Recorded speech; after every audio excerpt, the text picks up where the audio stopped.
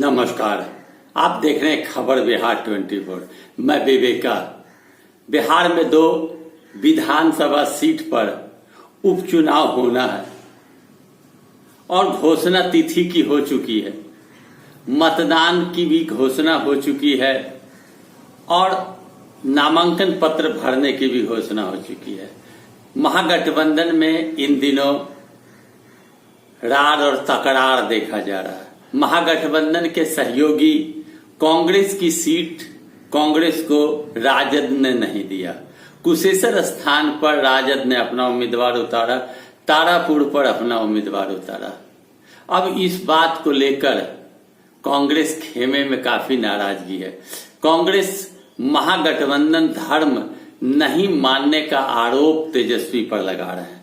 कहा जाता है कि अब राष्ट्रीय जनता दल के तेजस्वी यादव राष्ट्रीय जनता दल के हर फैसला को लेते हैं और तेजस्वी यादव की सूत्र यह बताती है कि कांग्रेस का अपना कोई अब जनाधार रहा नहीं।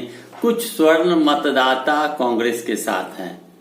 अगर स्वर्ण को तारापुर में खड़ा कर दी जाए तो एनडीए का ही मत कटेगा और कुशेश्वर स्थान दलित का सीट है, सुरक्षित सीट है।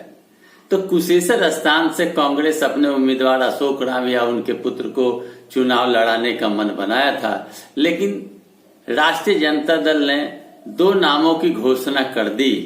गणेश भारती कुशेश्वर स्थान, अरुण कुमार शाह तारापुर। तेजस्वी एक नया प्रयोग किया।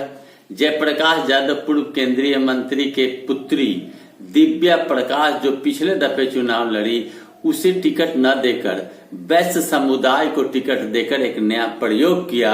और तेजस्वी ने जो घोषणा किया था कि यह पार्टी A to Z की पार्टी है, केवल यादव मुसलमान की पार्टी नहीं है। कुशवाहा यादव की लड़ाई हमेशा तारापुर में होती है, मगर तेजस्वी ने एक नया प्रयोग किया और वैश्य जाति को टिकट दिया। अब वैश्य जाति पर दाव खेलने से वैश्य समुदाय का भी मत तेजस्वी यादव को मिलना तय है। यानी अरुण कुमार की जीत ज्यादा संभावना है कि होगी। कुशवाहा उम्मीदवार जदयू ने उतारा है, यानी एनडीए के उम्मीदवार कुशवाहा और वैश्य समुदाय के उम्मीदवार महागठबंधन के राजद का। अब सुना यह भी जा रहा है कि जयप्रकाश यादव नाराज हो गए हैं और वो पप्पू यादव के जन अधिकार पार्टी के सिंबल पर अपने बेटी को चुनाव लड़ाना चाहते हैं।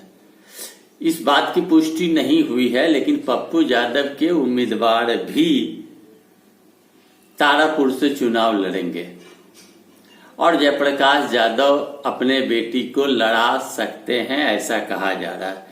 कुछ लोग यह भी कहते हैं कि पप्पू यादव स्वयं चुनाव लड़ जाएं, लेकिन वो अभी दरभंगा अस्पताल में है, यानी जेल में बंद हैं। बड़े नाम हैं पप्पू यादव की, बड़ी शख्सियत पप्पू यादव हैं, इसमें कोई 2 राय नहीं है।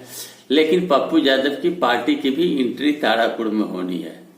कांग्रेस के उम्मीदवार भी खड़े होंगे, लोजपा के चिराग पासवान के उम्मीदवार भी खड़े होंगे। लेकिन जो मूल बात है कि जो भाजपा जदयू सहित अन्य एनडीए एकजुट है, वहीं महागठबंधन की एकजुटता की कमी है। महागठबंधन में एकजुटता नहीं दिख रही। कांग्रेस अलग हो रही है, कांग्रेस को सीट नहीं दिया गया। कहा यह भी जा रहा है कि तेजस्वी यादव घोषणा होने के पहले से ही कांग्रेस से दूरी बनाए हुए थे। इस विषय में कांग्रेस से किसी तरह की वार्तालाप नहीं हुई। तेजस्वी यादव का मानना है कि यह दोनों सीट महत्वपूर्ण सीट है और इन दोनों सीट पर राष्ट्रीय जनता दल के कार्यकर्ता ही मजबूती से चुनाव लड़कर एनडीए को धाराशाही कर सकता है। अब देखना यह है कि अब चरकोनीय लड़ाई की जो संभावना बनी है, इस चरकोनीय लड़ाई में जीत किसके मत्थे चढ़कर बोलती है। एनडीए के लिए यह प्रतिष्ठा का विषय है कि जीतना जरूरी है, क्योंकि उन्हीं के उम्मीदवार का मृत्यु हुआ और खाली हुआ। और राजद के लिए प्रतिष्ठा का विषय है कि राजद अपने उपचुनाव में उम्मीदवार को जिताकर एक अपना प्रभाव जमाना चाहती है, संख्या बढ़ाना चाहती है। अब इस रस्साकसी में पप्पू यादव की भी एंट्री होने की बात कही जा रही है। लोजपा के उम्मीदवार भी लड़ेंगे, यानी चिराग पासवान के गुट के द्वारा भी लड़े जाने की बात कही जा रही है। अब मुख्य रूप से एनडीए, राजद, कांग्रेस, पप्पू यादव का खेमा, चिराग पासवान का खेमा, इतने खेमों की लड़ाई तारापुर में होना तय माना जा रहा है। कुशेश्वर स्थान की भी स्थिति यही है। सारे दल जिनका नाम मैंने बताया, सारे लोग वहां से लड़ेंगे। कहा यह जा सकता है कि नए सैंबुल के आधार पर चिराग के उम्मीदवार उतरेंगे, क्योंकि उनका बंगला और लोजपा पार्टी का नामकरण को सीज चुनाव आयोग ने कर लिया है।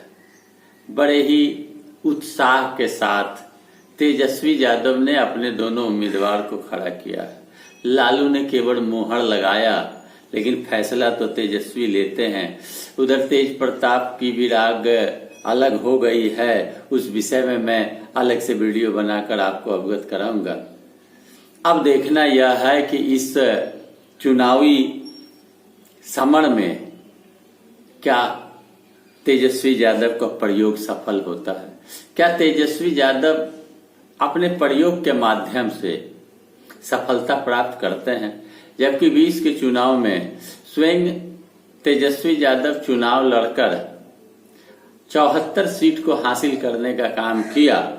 इसमें कोई दो राय नहीं कि लोकप्रियता तेजस्वी की बढ़ी है, लोगों ने पसंद किया है।